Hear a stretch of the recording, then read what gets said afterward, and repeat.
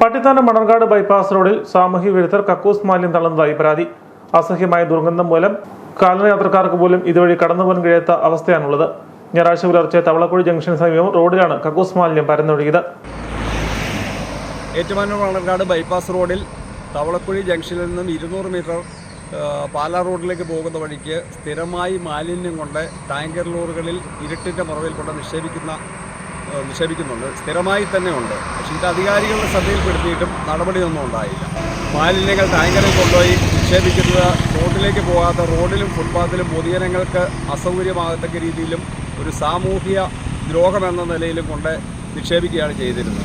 ഇതനുസരിച്ച് രാവിലെ തന്നെ ബന്ധപ്പെട്ട മുനിസിപ്പാലിറ്റി അധികാരികളെയും അതുപോലെ ഈ വാർഡിലെ കൗൺസിലറായ താരയെയും വിളിച്ച് ഈ വിവരം അറിയിക്കുകയും അതിൻ്റെ അടിസ്ഥാനത്തിൽ മുനിസിപ്പാലിറ്റിയിൽ നിന്ന് വന്ന ക്ലോറിനേഷൻ നടത്തുകയും ചെയ്യുകയുണ്ടായി.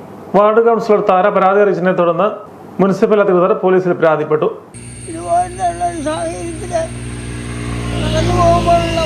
അസഹ്യമായ മണം കൊണ്ട് ആകെ അസ്വസ്ഥത കൊണ്ട് മനസ്സാകെ തുടുങ്ങിപ്പോകുന്ന രീതി, ഈ രീതിയോട് വളരെയധികം ദുഃഖം തോന്നുന്നുണ്ട്.